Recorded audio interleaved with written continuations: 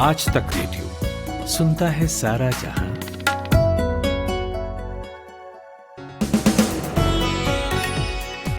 नमस्कार, 1 दिसंबर है आज, दिन है मंगलवार और मैं अमन गुप्ता आपके लिए लेकर आ गया हूं शाम का न्यूज एनालिसिस पॉडकास्ट दिन भर।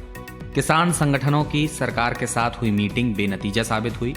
सरकार ने उनकी मुश्किलों को समझने और निदान के लिए समिति बनाने की बात कही, जिसे किसानों ने नहीं माना। अब यहां से क्या रास्ता अपनाएंगे किसान और सरकार? कहीं राजनीति की भेंट तो नहीं चढ़ जाएगा आंदोलन? दूसरी खबर में समझेंगे हैदराबाद निगम चुनावों का गणित क्या कहता है, AIMIM और बीजेपी में कौन किस पर भारी रहेगा और कैसी रही आज मतदान के दिन चुनावी गहमागहमी।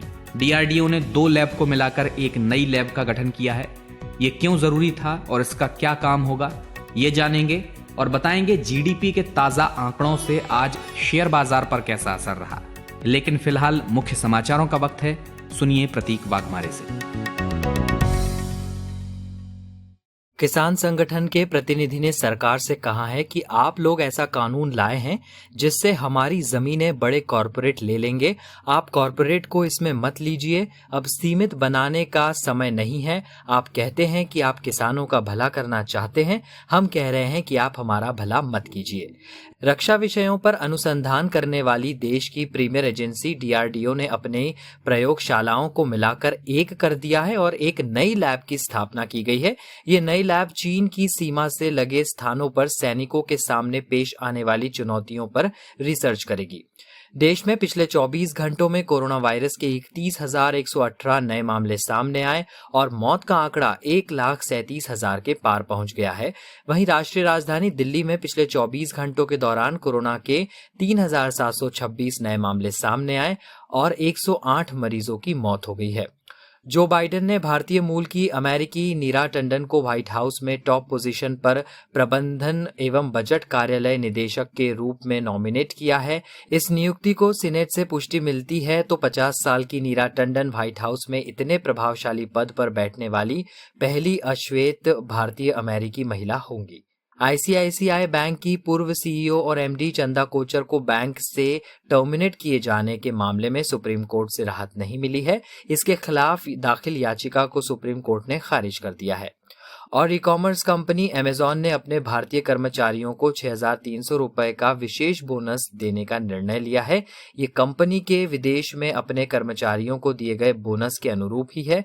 कंपनी की ओर से यह घोषणा उससे के वैश्विक प्रचार अभियान मेक Amazon पे के बीच की गई है।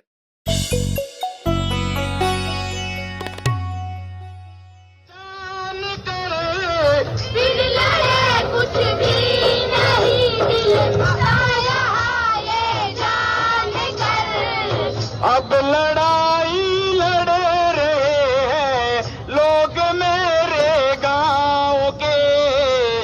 अब तो किसान आंदोलन के बीच नुक्कड़ नाटक खेले जा रहे हैं और गीत वगैरह से किसानों को एकजुट करने के लिए कुछ बच्चे भी पहुंचे हुए हैं। उसी की एक झलक आपने ये सुनी। और ऐसे करते करते संघर्ष और मनोरंजन के बीच किसानों को दिल्ली की सीमाओं पर डटे हुए आज 6वां दिन बीत गया। इस दौरान किसानों के आंदोलन को दबाने के लिए सरकार ने तमाम प्रयास किए। आंसू गैस के गोले छोड़े गए, लाठियां भांजी गईं और इस भीषण ठंड में पानी की बौछार तक की गई। लेकिन किसानों का जोश अभी बाकी है। देश भर के तमाम संगठनों का उन्हें साथ तो मिल ही रहा है। कनाडा के प्रधानमंत्री जस्टिन ट्रूडो ने भी एक वीडियो जारी कर कहा है कि स्थिति चिंताजनक है और उनका देश हमेशा शांतिपूर्ण प्रदर्शन करने वालों के बचाव में खड़ा है। इसके बाद भारतीय विदेश मंत्रालय ने इस पर कड़ी प्रतिक्रिया जताई। विदेश मंत्रालय ने ट्रूडो को नसीहत दी कि वो भारत के आंतरिक मामलों में दखल देने की कोशिश ना करें। इस पर भी राजनीति हुई। काफी देर तक सोशल मीडिया पर #ट्रूडो ट्रेंड करता रहा। खैर, किसानों की मांग के आगे सरकार को बातचीत का रास्ता आखिर खोलना ही पड़ा। आज दोपहर 3 बजे विज्ञान भवन में सरकार और किसान संगठनों के बीच बातचीत हुई। इस बैठक में करीब 35 किसान दलों के नेताओं ने भाग लिया। सरकार की ओर से केंद्रीय कृषि मंत्री नरेंद्र सिंह तोमर के अलावा उद्योग राज्य मंत्री सोम प्रकाश और रेल मंत्री पीयूष गोयल भी मौजूद रहे। करीब 3 घंटे चली इस बैठक में सरकार ने एक समिति बना देने की पेशकश किसानों के सामने रखी, जिसे किसान नेताओं ने ठुकरा दिया। तो देखा जाए एक तरह से कोई निष्कर्ष नहीं निकला बैठक का। इस बैठक पर आज तक रेडियो के रिपोर्टर हिमांशु मिश्रा नजर बनाए हुए थे। मैंने उनसे बात की और पूछा कि क्यों सहमति नहीं बन सकी, सरकार का क्या रवैया था और मीटिंग के दौरान किसानों का रुख कैसा था।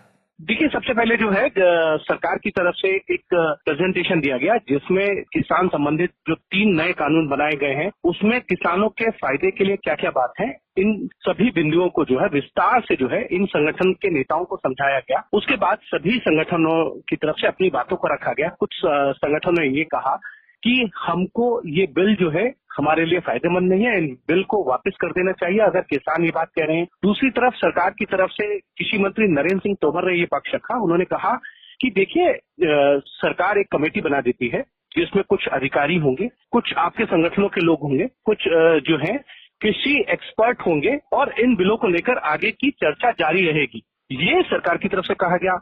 उसके बाद जो है एक नई चीज जो निकल कर आई है वो ये कि सभी संगठनों ने ये कह दिया कि अब सीटी बनाने में लेट हो गया है और सरकार को इन बिलों में संशोधन करना ही पड़ेगा एमएसपी को लेकर। हिमांशु, जिस तरह से समझा रही थी सरकार प्रेजेंटेशन के जरिए, बड़ा ही ब्यूरोक्रेटिक प्रोसेस लगता है। खैर, अब प्रस्ताव ठुकराने के बाद मैं आपसे ये जानना चाहता हूं कि यहां से क्या रास्ता है सरकार और किसानों के पास, क्या अगली बातचीत की गुंजाइश रहती है? देखिए, बिल्कुल गुंजाइश रहेगी क्योंकि सरकार ने नया प्रपोजल दिया है। अब जो किसान नेता यहाँ पर आए हैं, संगठनों के नेता आए हैं, वो जाकर अपने जो साथ में किसान लोग हैं जो धरने पे बैठे हैं, प्रोटेस्ट कर रहे हैं, उनसे बात करेंगे। उसके बाद जो भी होगा सरकार की तरफ से एक नई पहल दोबारा की जाएगी, जो मुझे लगता है कि फिर से बुलाया जाएगा इन संगठनों के नेताओं को और उनसे बातचीत की जाएगी। क्योंकि देखिए, एक बार डेडलॉक टूटा है बातचीत का, और डेडलॉक टूटने का मतलब होता है कि दोनों पक्ष चाहते हैं कि किसी तरीके से जो है बातचीत के जरिए समाधान निकाला जाए और अगर कोई उचित मांग है तो उसको सुना जाएगा। लेकिन बड़ी बात यह है कि अगर कोई भी एक पक्ष अपनी मांग पर ही अड़ा रहेगा तो कोई भी बातचीत जो है वो सफल नहीं होती है, क्योंकि नेगोशिएशन जब होता है तो दोनों पक्षों को जो है कुछ ना कुछ कदम पीछे हटाने पड़ते हैं। अब देखना यह है कि दोनों पक्ष अगर इसी तरीके से अड़े हैं, क्योंकि सरकार की तरफ से कहा जा रहा है कि वो कोई भी संशोधन करने के लिए तैयार नहीं है, एमएसपी को लेकर जो एक भ्रम की स्थिति है किसान संगठनों में, उसको वो दूर जरूर करना चाहते हैं कि एमएसपी जारी रहेगा। लेकिन दूसरी तरफ किसानों का ये कहना है कि इसको लिखित में लाना चाहिए, इसका नोटिफिकेशन होना चाहिए, पार्लियामेंट में इसमें संशोधन किया जाना चाहिए। अब अगर दोनों पक्ष इसी चीज पर अड़े रहे तो मुझे लगता है कि बातचीत का सिलसिला जो है और लंबा चल सकता है, यानी कि 2-3 बार और बातचीत हो सकती है। अच्छा हिमांशु, जो किसान अब तक अपने आंदोलन से नेताओं और राजनीतिक पार्टियों को दूर रख रहे थे, अब उसमें राजनेता भी पहुंच रहे हैं, लेफ्ट पार्टीज ने भी समर्थन देने की घोषणा कर दी है, तो क्या ये माना जाए कि हक और हुकूक का जो आंदोलन था वो अब राजनीतिक छाते के नीचे आता जा रहा है? देखिए, बिल्कुल राजनीति होगी। अगर इस तरीके के आंदोलन होते हैं तो राजनीतिक दल उस पर अपनी अपनी रोटियां सेकना चाहते हैं, वो उसका फायदा लेना चाहते हैं। कांग्रेस की तरफ से लगातार स्टेटमेंट आ रहे हैं। भीम आर्मी के जो चीफ हैं चंद्रशेखर आजाद वो पहुंच गए, पप्पू यादव जन अधिकार पार्टी के जो अध्यक्ष है वो पहुंच गए हैं। तो तमाम तरीके के लोग जो हैं वहां पहुंचकर भाषण देना चाहते हैं कि ये एक मैसेज जाए कि वो इन आंदोलनकारियों के साथ है, किसानों के साथ है, वो सरकार के खिलाफ चाहते हैं कि सरकार को कटघरे में खड़ा किया जाए और उनसे सवाल पूछे जाए, सरकार को घेरा जाए। लेकिन सरकार जो है वो किस तरीके से पूरे इस क्राइसिस को टैकल करेगी, एक बड़ी तरीके से कहना होगा कि सरकार के लिए भी इस वक्त जो है बहुत मुश्किल समय है, क्योंकि किसान का आंदोलन है और इन किसानों के आंदोलन को लेकर सरकार बहुत सजग है, क्योंकि प्रधानमंत्री नरेंद्र मोदी से लेकर तमाम जो मंत्री हैं वो ये हमेशा कहते हैं कि मोदी सरकार जो है वो किसानों की सरकार है, किसानों के हित की बात करती है, जो भी कदम उठाती है वो ग्रामीण क्षेत्र के विकास के लिए उठाती है। तो इसीलिए अब अगर किसानों का आंदोलन लंबा चलता है तो जाहिर तौर पर प्रधानमंत्री नरेंद्र मोदी की जो सरकार है उसकी साख और पार्टी के जो आने वाले दिनों में जिस तरीके की नुकसान उठाना पड़ सकता है चुनाव के दौरान, अगर ये आंदोलन लंबा चलता है। ये थे आज तक रेडियो रिपोर्टर हिमांशु मिश्रा। सुबह सुबह ऐसा लगता है कि सबकी गाड़ी छूट रही है, लेकिन न्यूज भी तो मिस हो रही है। स्कूल, कॉलेज या ऑफिस की पूरी तैयारी तो हो जाती है, मगर देश दुनिया की अपडेट्स ले पाते हैं क्या? तो आपकी प्रॉब्लम का स्मार्ट सॉल्यूशन ये है कि अपनी सुबह की शुरुआत आप आज तक रेडियो के साथ कीजिए। कल क्या हुआ और आज क्या हो सकता है, सटीक एनालिसिस, पहले बड़ी खबरें और फिर अखबारों के चुनिंदा मोती। ये है सुबह का खबरनामा, आज का दिन, मेरे यानी नितिन ठाकुर के साथ। देश के हाई प्रोफाइल नगर निगम चुनावों में शामिल होकर ग्रेटर हैदराबाद नगर निगम यानी जीएचएमसी इलेक्शन के लिए आज मतदान निपट गया। बीजेपी पूरे दमखम के साथ इस चुनाव में उतरी, लेकिन ओवैसी ने चौंकाया। क्यों चौंकाया ये आपको बताएंगे, लेकिन मानना पड़ेगा कि अमित शाह, जेपी नड्डा और योगी आदित्यनाथ ने चुनाव को हाई वोल्टेज बना दिया। आज तक रेडियो रिपोर्टर आशुतोष मिश्रा हैदराबाद में ही हैं। मैंने उन्हें फोन मिलाया और पूछा कि हैदराबाद का चुनाव फोकस में है तो जरा सियासी गणित समझा दीजिए। उन्होंने समझाया भी। देखिए, नगर निगम की जब बात आती है तो हम सब के जहन में सिर्फ ये हो जाता है कि या तो दिल्ली के नगर निगम के चुनाव कभी बहुत ज़्यादा टीवी पर चले हों या वो हेडलाइन बनाते हों, या फिर मुंबई के अमूमन जो होते हैं कि मुंबई का चुनाव हमेशा सुर्खियों में रहता है, वहाँ की खबरें चलती हैं बहुत ज़्यादा और बहुत सारी चीज़ें दिखाई पड़ती हैं। लेकिन पहली बार ऐसा हो रहा है कि एक हैदराबाद का म्यूनसिपल इलेक्शन मतलब साख की लड़ाई बन गया। तो सबसे पहले तमाम जो दर्शक उनके लिए अगर ये जानकारी दे कि 2016 के जो सिविक पोल थे तब क्या हुआ था। उस समय लगभग 33-33.5 लाख मतदाताओं ने अपना मत दिया था। बहुत कम पोलिंग, बहुत कम होती है हैदराबाद में। ये एक ट्रेंड देखा गया है कि हैदराबाद में पोलिंग परसेंटेज म्यूनसिपल इलेक्शन में बड़ा कम रहता है। 2016 में भी 40-45% से ज़्यादा लोगों ने वोट नहीं दिया था। और दिलचस्प बात यह है कि 3 बजे तक का जो आंकड़ा हमारे पास मौजूद है उसके मुताबिक भी जो पोलिंग हुई है वो बहुत कम है। मतलब आप ये समझिए कि 25% के इर्द गिर्द वो पोलिंग अभी तक है। तो ऐसे में ये भी बड़ा मुमकिन है कि ये पिछली बार से भी कम पोलिंग हो। फिलहाल 2016 में जो नतीजे थे उसमें लगभग 43% वोट मिले थे टीआरएस को। बीजेपी उस समय 10.30% के लगभग उसे वोट मिला था। 10% वोट कांग्रेस को भी मिला था। तब टीडीपी भी मजबूत थी तो टीडीपी को 13% मिले थे। एमआईएम लेकिन इनमें दूसरी सबसे बड़ी पार्टी थी, लगभग 16%, 15.85 वोट उस समय मिला था। अब ये जो चुनाव है इसमें बड़ी लड़ाइयों से पहले इस पे नजर डालें कि बीजेपी ने बहुत दिलचस्प इस बार लड़ाई यहाँ पर टक्कर देने की कोशिश की है। सभी सीटों पर उम्मीदवार उतारे, टीआरएस सभी सीटों पर लड़ रही है। लेकिन ओवैसी फैक्टर जो सवाल मतलब सबको चौंका रहा है कि जो ओवैसी महाराष्ट्र चुनाव लड़ने चले जाते हैं, बिहार चुनाव लड़ने चले जाते हैं, हर जगह अपनी किस्मत आजमाते हैं, वो ओवैसी जो हैदराबाद उनका गढ़ है, अपने किले में सिर्फ वो एक तिहाई सीट पर लड़ रहे हैं। 150 डिवीजन है, यहाँ वार्ड नहीं कहा जाता है, डिवीजन कहा जाता है। इन 150 डिवीजन में ओवैसी ने सिर्फ 51 सीटों पर अपने उम्मीदवार उतारे हैं। और ये बात किसी को पता नहीं कि आखिर इसका क्या राज है। हालांकि यहाँ जो राजनीतिक समीकरण है उसमें ये माना जाता है कि टीआरएस और ओवैसी के बीच में एक अलग सा ही संबंध है जो अघोषित गठबंधन है। इसीलिए वो बहुत ज़्यादा सीटों पर उम्मीदवार नहीं उतारते, क्योंकि मानते हैं कि भाई टीआरएस का बैस्टियन है और ना जहाँ भी ज़रूरत पड़ेगी लोकल लेजिस्लेशन से लेकर के असेंबली में ओवैसी उनका साथ देते हैं।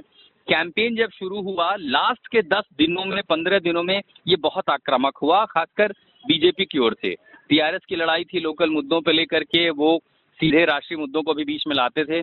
लेकिन बंदी संजय कुमार जो बीजेपी के प्रदेश अध्यक्ष हैं, जब उनका बयान आया कि पुराने हैदराबाद में सर्जिकल स्ट्राइक की जाएगी, इसके नैरेटिव बहुत सारे हो सकते हैं, पर्सपेक्टिव बहुत हो सकते हैं, लेकिन ओल्ड हैदराबाद ज़्यादातर मुस्लिम बहुल इलाका है। और उस बयान के बाद जो आक्रामकता देखने को मिली ओवैसी बनाम बीजेपी, यानी लड़ाई टीआरएस बनाम बीजेपी, क्योंकि उनको चैलेंज दे रहे थे, लेकिन कैंपेन में जो लड़ाई थी वो बीजेपी बनाम ओवैसी बन गई थी। अच्छा आशुतोष, इतने दिन तक हाई डेसिबल चुनाव रहा, अब तो मतदान हो ही गया, अब आज क्या माहौल है? देखिए, ये हमेशा होता है, जिस डेसिबल पे कैंपेन होता है, जिस दिन का पोलिंग होती है, काउंटिंग होती है, वैसा डेसिबल होता नहीं है। हमें ये समझना पड़ेगा कि आखिर है तो चुनाव लोकल ही, इसको बनाने की कोशिश की एक नेशनल नैरेटिव थे। कई लोग यहाँ तभी जुबान में कहते हैं कि देखिए बीजेपी ने ओवैसी को इस तरह की लड़ाई बनाई, ओवैसी को इतना बड़ा चेहरा बना दिया कि जब बंगाल के चुनाव हो तो ओवैसी वहाँ जाएं तो बड़े ठोस लगें, ताकि वो वहाँ पर एंटी बीजेपी वोट को नुकसान पहुंचा सकें। तो कई सारी देखिए अपने अपने स्तर पर जो भी लोग इसकी समीक्षा कर रहे हैं, जो समझते हैं, वो अलग अलग परिभाषाएं दे रहे हैं।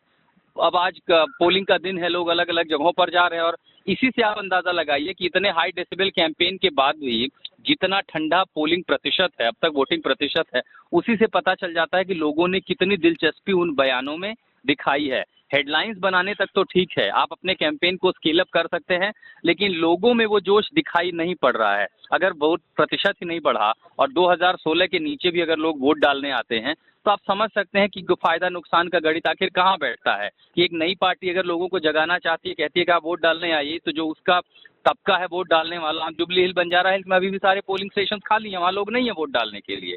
तो आज का दिन ठंडा है, जाहिर है नतीजों पर नजर होगी कि नतीजे किस तरह में आते हैं। कि बीजेपी के लिए चुनौती है दक्षिण में अगर रास्ता कर्नाटक के बाहर खोलना है, तो इस म्यूनिसिपल इलेक्शन को प्रभावशाली बनाइए, यहाँ पर जीतिए। इसमें 25-26 विधानसभाएं आ जाएंगी, 5-6 लोकसभाएं आप इन्फ्लुएंस करेंगे, तो अगले विधानसभा चुनाव में आप और अच्छा कर सकते हैं। लेकिन ये सब तब होगा जब आज मतदाता घर से निकलेगा, वोट डालेगा। तो कुल मिला के आप ये समझिए कि जो कैंपेन में आक्रामकता थी लोगों तक वो नहीं पहुंची, उसने सुर्खियां बनाई, खबरें चली, आज भी छोटी मोटी क्लैश हुई कार्यकर्ताओं के बीच में, अलग अलग पार्टियों के बीच, लेकिन अमूमन चुनाव बड़ा शांतिपूर्ण रहा, बेहद ठंडा रहा। तो ये थे हैदराबाद से आज तक रेडियो रिपोर्टर आशुतोष मिश्रा। और अगली खबर पर बढ़ने से पहले आपको लेटेस्ट पॉडकास्ट के बारे में बता देते हैं। तो हमारे लेटेस्ट पॉडकास्ट में ऋतुराज ने इंडिया टुडे हिंदी पत्रिका के एडिटर और आर्थिक मामलों के जानकार अंशुमान तिवारी से बात की है। मसला यह है कि क्या कॉरपोरेट बैंक बैंकिंग व्यवस्था की मौजूदा समस्याओं को दूर कर देंगे। तो ये पॉडकास्ट सुनने के लिए आप हमारे वेब पेज पर आ सकते हैं। लॉग इन कीजिए aajtak.in/podcast पर। आप सुन रहे हैं आज तक रेडियो। रक्षा विषयों पर रिसर्च करने वाली देश की प्रीमियर एजेंसी DRDO ने अपनी 2 प्रयोगशालाओं को मिलाकर एक कर दिया है। जिन 2 लैब का विलय किया गया है उनमें एक है मनाली स्थित snow and avalanche studies establishment यानी सासे, और दिल्ली स्थित डिफेंस टेरेन रिसर्च एस्टैब्लिशमेंट यानी DTRL। अब इन दोनों की जगह एक लैब काम करेगी जिसका नाम होगा defence geo informatics research establishment. तो रक्षा से जुड़ी खबरों पर नजर रखने वाले हमारे आज तक रेडियो के रिपोर्टर मंजीत नेगी से मैंने बात की और जाना कि पहले इन दोनों लैब में किस तरह का काम होता था और इनके मर्जर करने का क्या उद्देश्य है। देखिए, कुछ समय पहले प्रधानमंत्री नरेंद्र मोदी ने एक बैठक लेकर, खासतौर से जब चीन के साथ जिस वक्त सरहद पर विवाद चल रहा है, उस सिलसिले में ये बैठक की। उसमें प्रधानमंत्री ने DRDO को ये एक तरह से निर्देश दिए थे कि वो युद्ध में काम आने वाले खासतौर से जो सैनिक हैं उनके लिए ऐसे हथियारों पर उनको फोकस करना चाहिए जो रोजमर्रा की जो उनकी दिक्कतें हैं, चाहे हथियार हों चाहे दूसरी, उस पर उसी को लेकर एक तरह से, क्योंकि इस वक्त देश में 52 से ज्यादा DRDO के अलग अलग लैब हैं जो काम कर रही हैं, और कई ऐसी लैब हैं जो हथियार बनाने के अलावा दूसरे कामों में लगी हुई हैं। उसी दिशा में ये DRDO ने कदम उठाया है, और इसमें जो defence geo information research establishment है और इसके अलावा snow and advance study establishment SASE Manali के पास में की लैब है, जो कि इस बात का अध्ययन करती है कि जो ग्लेशियर पिघल रहे हैं उनका क्या, उनके पीछे क्या कारण है, और इसके अलावा दूसरे जो जानकारी ग्लेशियर से जुड़ी जानकारियां जुटाते हैं। इसी तरह से जो डिफेंस जियो इन्फॉर्मेटिक रिसर्च एस्टेब्लिशमेंट सेंटर है वो भी इसी तरह की जो पर्यावरण से जुड़ी जानकारी जुटाने का काम करता है। तो इन दोनों को एक साथ इकट्ठा करके इनका मर्जर करके अब खासतौर से सियाचिन और उससे जुड़े जो इलाके हैं, ऊंचाई वाले इलाके, बर्फीले इलाके, वहां पर किस तरह के हाल के में हमने देखा जो लैंडस्लाइड आने की वजह से, जो ग्लेशियर पिघलने की वजह से जो सैनिकों की मौत हुई है, उस दिशा में उनको फोकस होकर काम करने के लिए कहा गया है। ये दोनों जो लैब हैं अब खासतौर से लद्दाख, सियाचिन जैसे इलाकों में सर्दियों में जब तापमान 0 से 30 डिग्री नीचे चला जाता है, उस हालात में सैनिकों को किस तरह की तैयारी करने से उस पर काम करेंगी। अच्छा मंजीत, इन दोनों लैब्स को एक साथ कर देने से किस तरह से एफिशिएंसी काम की बढ़ जाएगी और ये क्यों जरूरी था? बिल्कुल, इनकी जो कार्य कुशलता है वो जरूर बढ़ेगी, क्योंकि अभी तक बहुत ऐसे चीजें हैं जो बाकी इसरो से जुड़ी संस्थाएं या फिर हम कहें कि विज्ञान मंत्रालय जो साइंस मंत्रालय है उससे जुड़ी कई और संस्थाएं जो इस तरह का काम कर रही हैं। तो एक तरह से कहीं ना कहीं DRDO और बाकी जो मंत्रालय हैं विज्ञान से जुड़े हुए, उनके काम में एक तरह का डुप्लीकेसी हो रही थी, और उसी को खत्म करने के लिए ये काम किया गया है कि जो काम बाकी दूसरी संस्थाएं कर रही हैं उसको DRDO न करे और DRDO पूरी तरह से सैनिकों पर फोकस करे। जैसे कि अब ये भी कहा गया है कि DRDO की कई जो लैब हैं वो सैनिकों के लिए कृषि से जुड़े काम करती है। जैसे अगर हम लेह की बात करें, मैं खुद वहां पर गया था, वहां पर खेती से जुड़े चीजें डीआरडीओ की लैब कर रही है, वहां पर सब्जियां उगाई जा रही हैं, वहां पर दूसरे खेती से जुड़े काम किए जा रहे हैं। तो इन सब चीजों को लेकर सरकार की मंशा है कि ये चीजें कृषि मंत्रालय करे या फिर उससे जुड़े जो दूसरे मंत्रालय वो इस काम को करें। और इस दिशा में प्राइवेट सेक्टर बहुत चीजें ऐसी डीआरडीओ से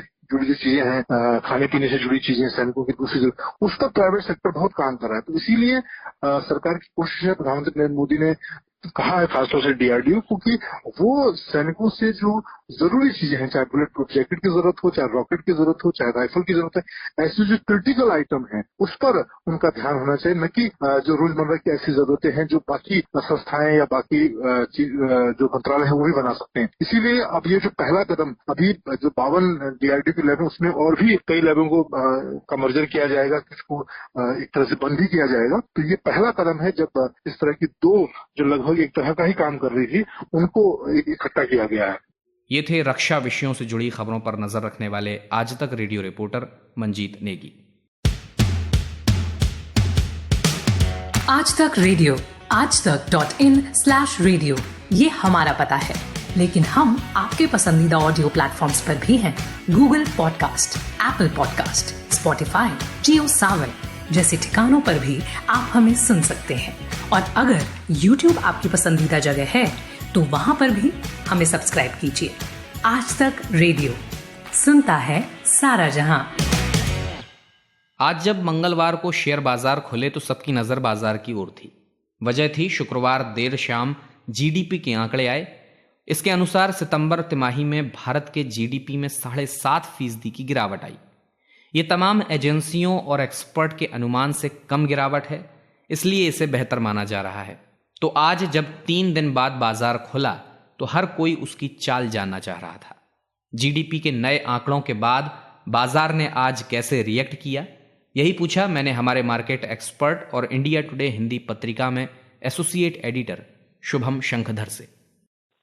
देखिए, आज बाजार 3 दिन के बाद खुले थे। सैटरडे संडे के बाद सोमवार का भी गैजेटेड हॉलीडे था और आज मंगलवार को जब बाजार खुले तो बढ़त के साथ खुले, क्योंकि उसके 2-3 फैक्टर थे। एक तो जो जीडीपी के नंबर आए थे वो जितनी उम्मीद थी, जितनी आशंका थी कि जितनी गहरी गिरावट देखने को मिल सकती है, उसमें कुछ सुधार था। लोग ये मान रहे थे, तमाम विशेषज्ञ, कि सेकंड क्वार्टर में जो जीडीपी है वो -10%, -9.5% के आसपास रह सकती है, लेकिन जो नंबर आया वो -7.5% का आया। इसका मतलब ये हुआ कि हम जितनी तेज गिरे थे और जो उसमें संभलने की रफ्तार थी उसका जितना अनुमान था उससे बेहतर रफ्तार थी। इसका बाजार पे आज असर दिखा और सेंसेक्स निफ्टी दोनों ही सूचकांक 1% से ज्यादा की बढ़त के साथ बंद हुए। दूसरा एक बड़ा इंपॉर्टेंट फैक्टर आज जो था वो इंटरनेशनल मार्केट्स में जो क्यूज थे वो काफी पॉजिटिव थे, इसलिए बाजार की शुरुआत अच्छी हुई। उसके बाद दिन भर बाजार ऊपर ही चलता रहा। सेंसेक्स निफ्टी, ऐसा नहीं था कि केवल सेलेक्टेड स्टॉक्स में बाइंग थी या इंडेक्स में बाइंग थी, mid cap, small cap, banking, अगर आप सारे इंडेक्स देखेंगे तो आज लगभग सारे इंडेक्स बढ़त के साथ बंद हुए। तो आज बाजार का जो टोन सेट किया वो एक अच्छे जीडीपी आंकड़ों ने, दूसरा इंटरनेशनल अच्छे क्यूज ने, और तीसरा जो था वो रिलायंस जैसे हैवी वेट में आज बाइंग देखने को मिली। तीसरा एक वो बड़ा रीजन था जिसने बाजार को सपोर्ट किया। शुभम, उम्मीद की जा रही थी कि बाजार में बिकवाली दिख सकती है, पर हमने देखा कि बाजार हरे निशान में बंद हुआ। तो मैं आपसे ये जानना चाहता हूं कि बाजार संभला कैसे?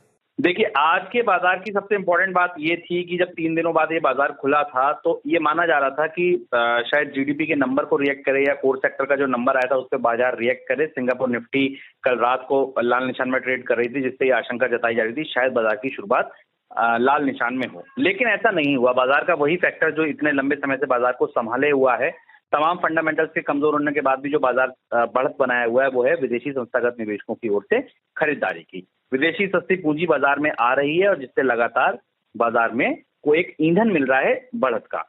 ये समझने की बात है कि एफआईआईज की जो खरीदारी है भारतीय शेयर बाजारों में वो रिकॉर्ड लेवल पर है। इतनी खरीदारी पहले कभी नहीं हुई जितनी इस समय बाजार में खरीदारी विदेशी संस्थागत निवेशकों की ओर से की जा रही है। वो एक फैक्टर था। आज भी विदेशी संस्थागत निवेशकों ने खरीदारी करी। एडवांस डिक्लाइन रेशियो में 1162 शेयर ऐसे थे नेशनल स्टॉक एक्सचेंज पे जो हरे निशान में थे, जबकि उनके सामने केवल 562 शेयर ऐसे थे जिनमें गिरावट देखने को मिली। और अगर आज आप तेजी की बात करेंगे तो अगर हम सेक्टर स्पेसिफिक बात करें तो केवल हल्के फुल्के एक आध कंज्यूमर ड्यूरेबल या फूड बेवरेजेस कंपनियों में गिरावट थी। इसके अलावा banking, IT, oil and gas, auto, pharma, metal, telecom, chemical, engineering, cement, आप सेक्टर्स बताइए, हर सेक्टर में आज बढ़त देखने को मिली। स्टॉक स्पेसिफिक बात करें तो आज जो सबसे तेजी जिन शेयरों में थी उनमें सबसे ऊपर जो नाम था वो गेल का था, उसके बाद सन फार्मा, इंडसइंड बैंक, ओएनजीसी, यूपीएल, ये निफ्टी के टॉप गेनर थे। जबकि जो लूजर थे उनमें नेस्ले, कोटक महिंद्रा बैंक, टाइटन और एनटीपीसी और बजाज फाइनेंस, ये 5 कंपनियां ऐसी थी जो निफ्टी में टॉप लूजर थी। हैवीवेट रिलायंस में आज तेजी देखने को मिली, एचडीएफसी बैंक में आज तेजी देखने को मिली। ये एक बड़ी वजह थी जिसने बाजार को सहारा दिया। रिलायंस ने करीब 1% से ज्यादा की बढ़त के साथ आज बंद हुआ 1954 के स्तर पर। ये थे इंडिया टुडे हिंदी पत्रिका में एसोसिएट एडिटर शुभम शंकधर। और इसी के साथ अब कार्यक्रम में आपसे विदा लेने का वक्त हो गया है। कार्यक्रम की साउंड मिक्सिंग की है कपिल देव सिंह ने। आज तक रेडियो के कार्यक्रम से जुड़ा आपका कोई भी फीडबैक रहता है, सुझाव हो या शिकायत, तो आप हमें बेझिझक radio@aajtak.com पर ईमेल कर सकते हैं। कार्यक्रमों का आपको समय पर अपडेट मिलता रहे इसलिए आप हमसे सोशल मीडिया पर भी जुड़ जाइए। फेसबुक, ट्विटर, इंस्टाग्राम और यूट्यूब पर हम आज तक रेडियो के नाम से मौजूद हैं। इसके अलावा तमाम ऑडियो OTT प्लेटफॉर्म्स पर भी हम आपको मिल जाएंगे, वहां आप हमारे कार्यक्रम सब्सक्राइब कर सकते हैं। अमन गुप्ता के साथ थे आप, इजाजत चाहूंगा, नमस्कार।